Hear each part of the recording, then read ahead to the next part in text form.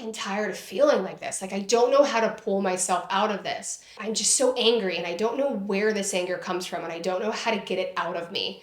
He was like, why don't we go to yoga? And I was like, the fuck, I'm not going to yoga, you know?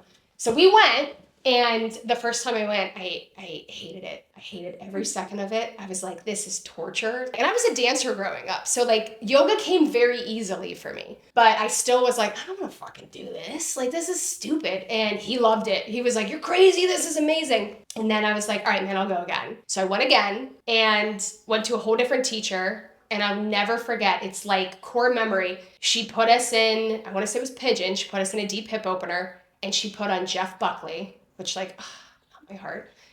And I remember it was like, girl, it was like I left my body. I left myself and looked at myself and was like, we gotta get out of this. Like, and this is what's gonna pull you out of it.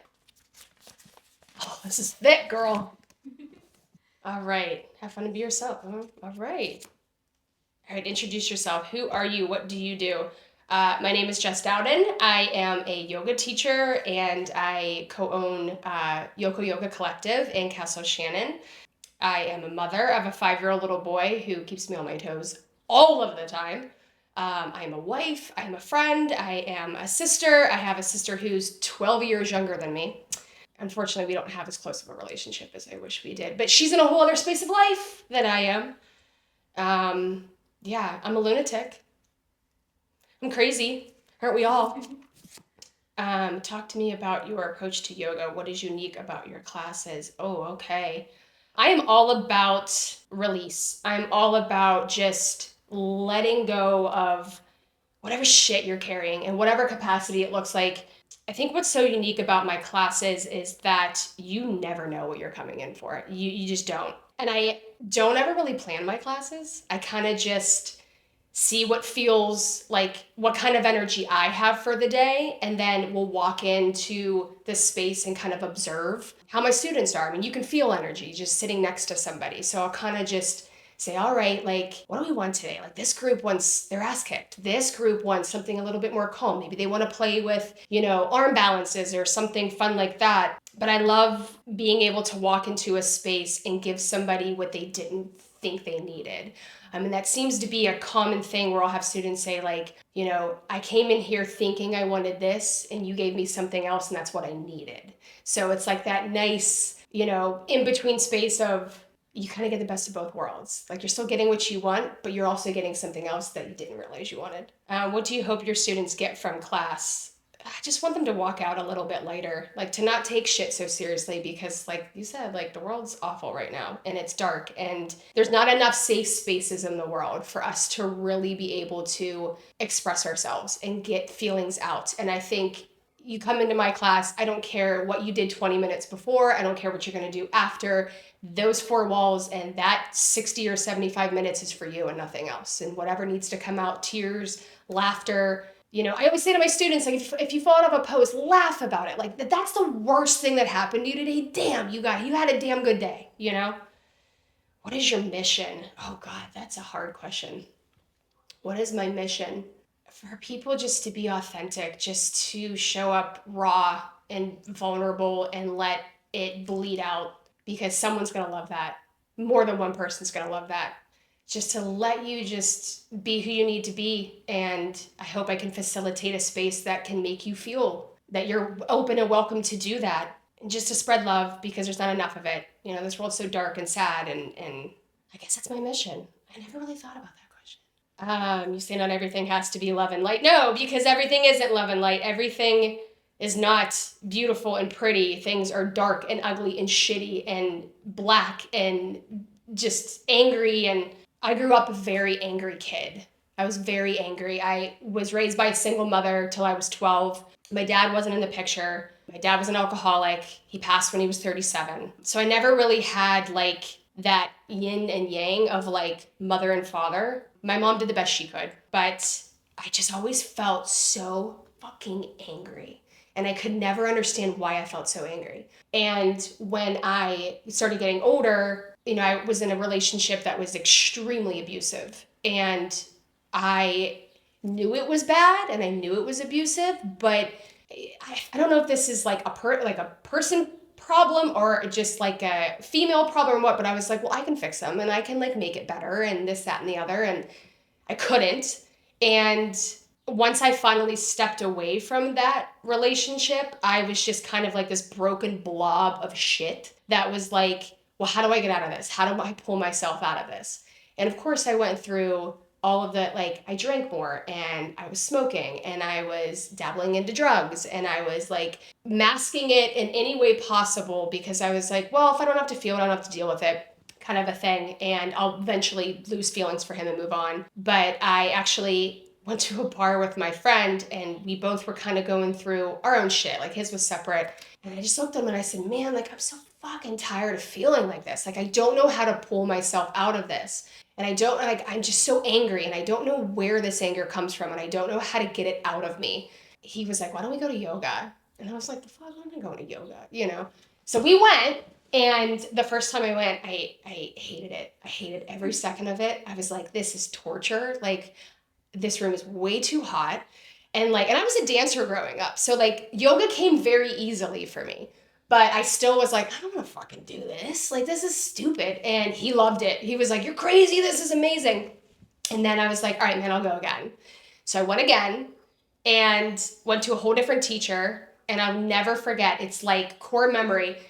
She put us in, I want to say it was Pigeon. She put us in a deep hip opener. And she put on Jeff Buckley, which like, my heart. And I remember it was like, girl, it was like I left my body. It was like I left myself and looked at myself and was like, we gotta get out of this. Like, and this is what's gonna pull you out of it. Like, this is how it's gonna feel. You keep doing this. You're not gonna feel like this shell of a human being. This is gonna make you feel everything you need to and want to feel. And this is gonna bring you back. And I went 3-4 times a week. Any extra money I had went to yoga. Like they did specials on packages. I bought it. Like I'd buy 4 of them if I could.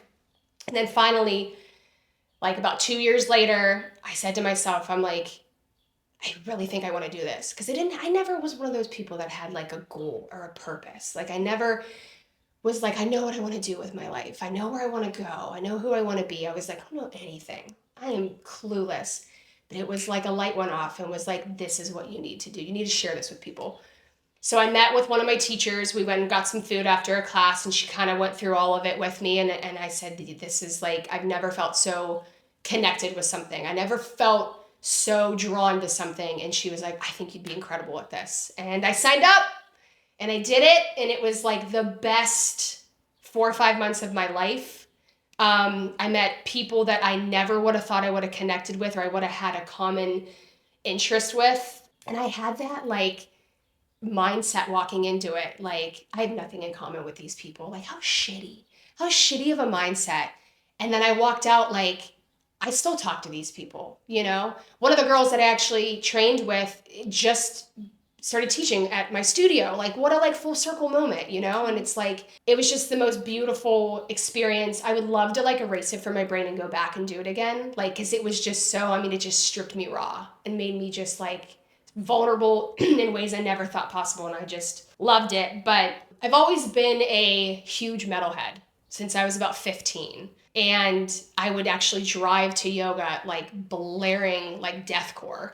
And my one girlfriend, Leanna, was like, you're the only person I know that can like chill out to this. Like this gets you center. And I'm like, because this is a safe space to put my anger into. It was that spot. There was that connection between metal and my anger. It was like, that's what the inside of me sounds like. So I just kind of connected the pieces. So when I went through teacher training, at the end, we all sat in a circle and they said, what do you hope to do if you want to continue to teach? Because some people were like, I don't want to teach. I just wanted to deepen my practice. What do you want to do with your teaching? And I dead ass said, I want to do metal yoga. I want to incorporate the 2 things that help me get my anger and rage out in the most safest way possible. And it took me about 4 years before I actually did it. But that was where I was like, you know what? Like, yeah, not everything is love and light. Like things are dark and ugly, but what if we combine the 2? You know, what if we combine something that's going to make you feel love and light with something that is going to get out that dark crap energy you're holding on to? And I just kind of like mashed them together into this like perfect like craziness of metal yoga. I did not always think that. I always thought there was, like, I always had, and it's so toxic, but I always had that thought in my brain of like, the goal in life is happiness. That's the goal, like to feel happy every single day of your life. And that is just not life. Like, you can't appreciate the love and the light without the dark and the bad. You can't appreciate being happy in a moment unless you really go through some fuck shit, like some really dark shit. But I did always think that, like, oh, like if I go do yoga or if I do this, these things are going to make me happy and everything's going to be beautiful. And then, like, I'm sure you understand, we go and we do these things and I'm like, why am I still not happy? Like, why do I still not feel happy? And I think this is also something I'm recently coming into of like, and I've been speaking on this in my classes, we don't have to identify everything we feel. Feelings are just feelings, thoughts are just thoughts. Like if a thought pops into my brain, it's just a thought. I don't have to act on it.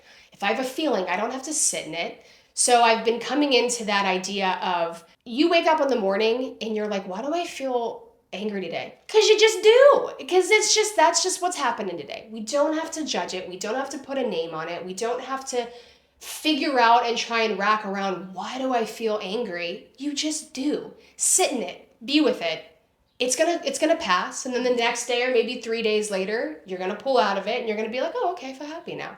But do you ask yourself, why do I feel happy? Like, do we really stop and say, why do I feel happy? What's making me happy? No, we sit and bask in it. So why do we ask it when we're angry? So yeah, I think it just always came from feeling angry and feeling sad to where it was just like, I have to do everything in my power to be happy. I have to do everything I possibly can to be happy in whatever capacity that looks like. And that's just toxic. That's just toxic. You talked to me about your childhood. Oh, okay. Well, again, I was raised by a single mother till I was 12. And then she met my stepdad, who is still in my life. He's the most incredible man ever. Had my sister when I was 12. That was a very big jump from going from you are the center of attention to you're not the center of attention. And it rocked my world.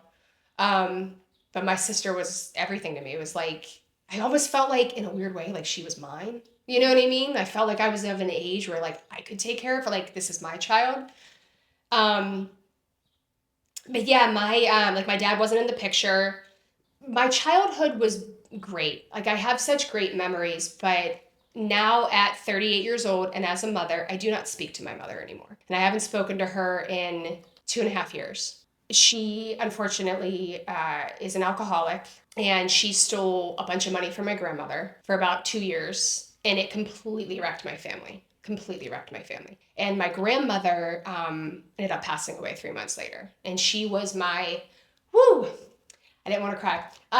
She was my rock. And to have your own parent do that and lie to you about it was just gut-wrenching.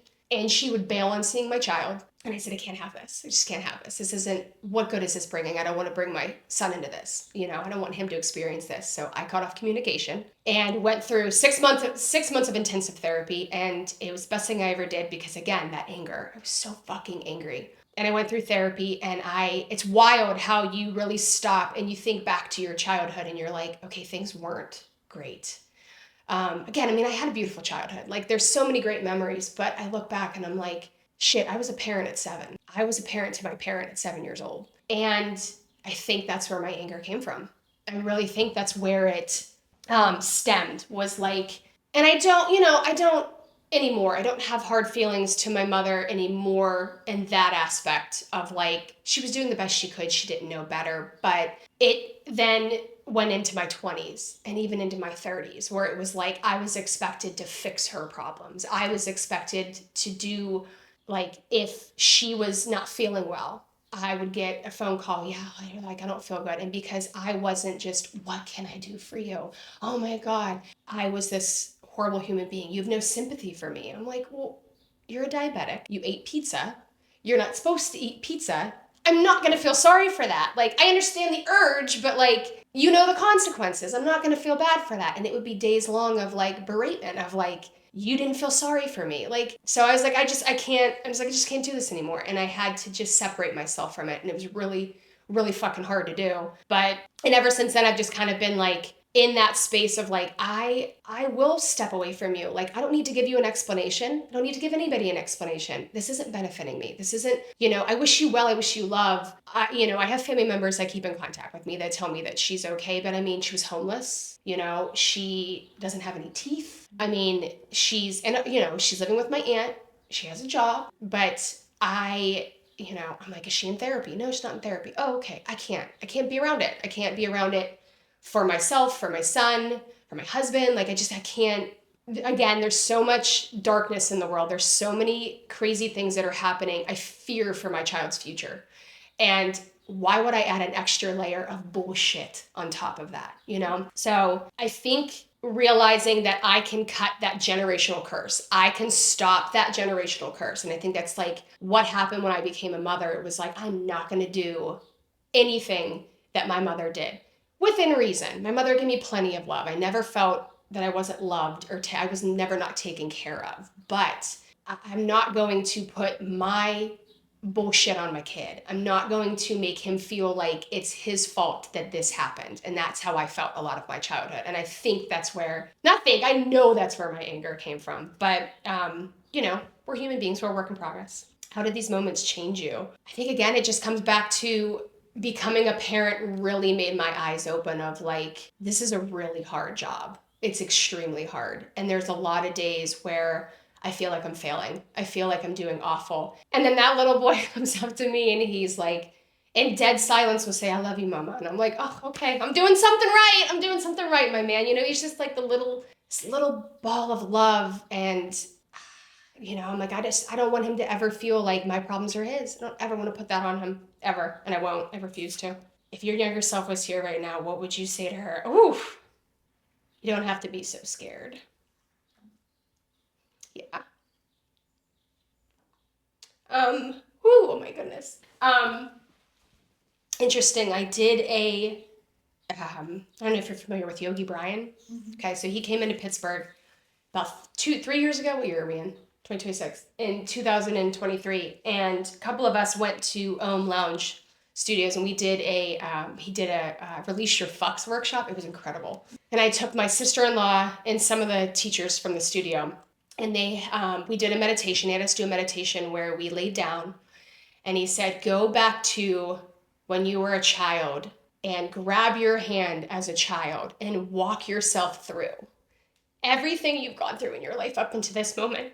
And myself and my sister-in-law, you could hear, we were like just guttural, like crying in this space. And we held hands and like, we both just lost it. I mean, it felt like 10, 15 years worth of sadness just like released from my body. And I had this image of myself walking into my grandmother's house, little me sitting there watching TV. And I just was like, come on, Jess, let's go. And walked myself through everything and like watched me as a child, like just like what we go through that, like this happens and me being like, but it's going to be good. It's going to be so good. It's going to be so beautiful.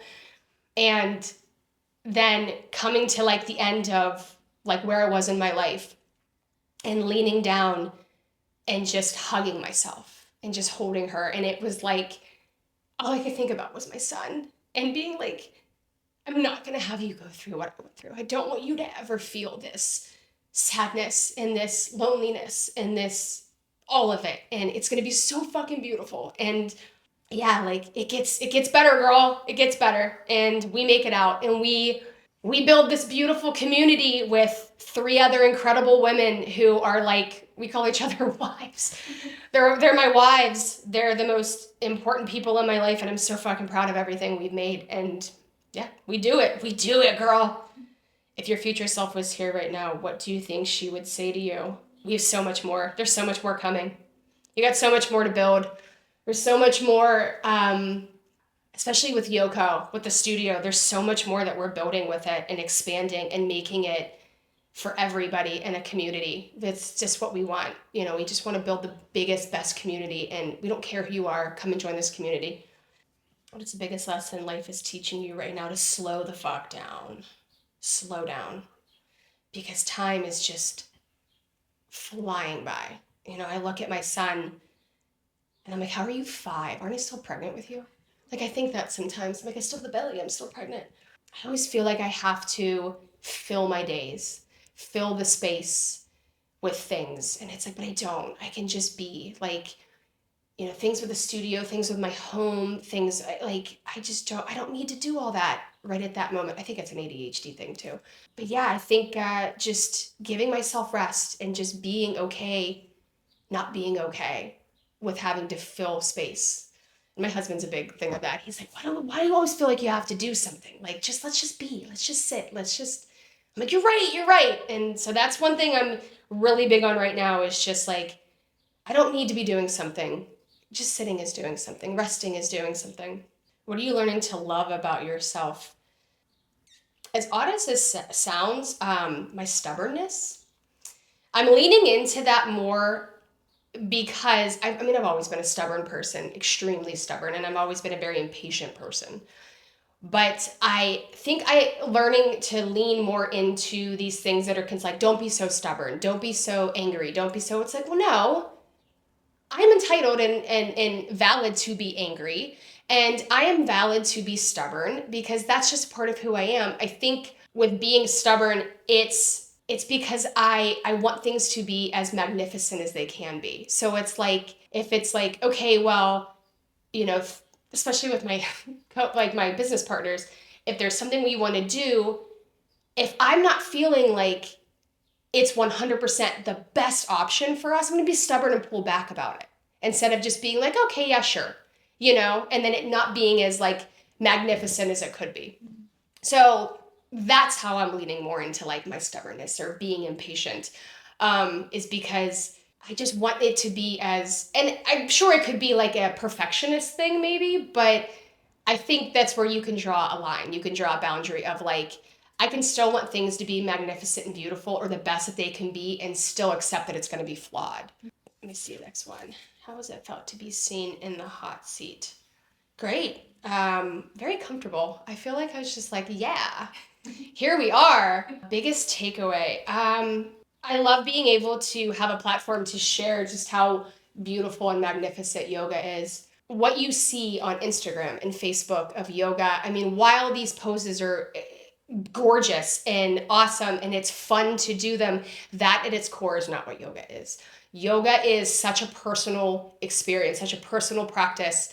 And I want anybody and everybody to come because they want to feel that connection to themselves, because they want to strip themselves raw and really get to the bottom of just who they are as a person, what they want in their life, how they want to show up to their family and friends. And yeah, and come take metal yoga because we scream and we punch bolsters and we get out all kinds of frustration and anger and whatever you're feeling. I encourage people in metal yoga to actually like scream out what you're upset about. Like if it's a specific person, say their name. If it is a specific event, I've had people come to me after that have just broke down and said, I was just diagnosed with cancer and I'm angry. I'm fucking pissed, and that helped me to get that anger out. Or I've had people come and say like, I went through a really bad breakup, or, I've been abused, or I had a student once come to me who she had kind of a similar situation where she didn't talk to her mother anymore, like similar situation as mine. She didn't talk to her mother anymore, and she ended up running into her mother.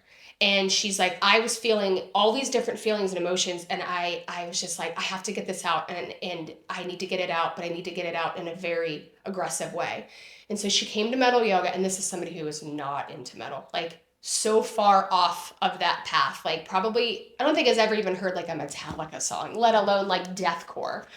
And she goes, I don't care. I just need to just be like drowned in this wall of sound.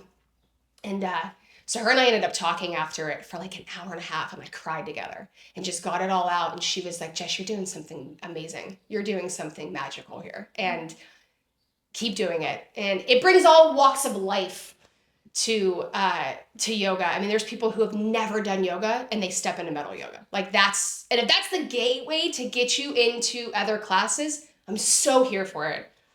Any final thoughts? Don't be afraid to start. Don't be afraid to start. Nobody's judging you. Nobody's looking at you. You go into your mat. They're more worried about what they're doing than what you're doing. And just have fun with it. And you have a community of people that are experiencing the same exact things you are. They're feeling the same things. And they just want someone to share it with. And that's it. Thank you, Jess. Yeah. Thanks for having me. Of course.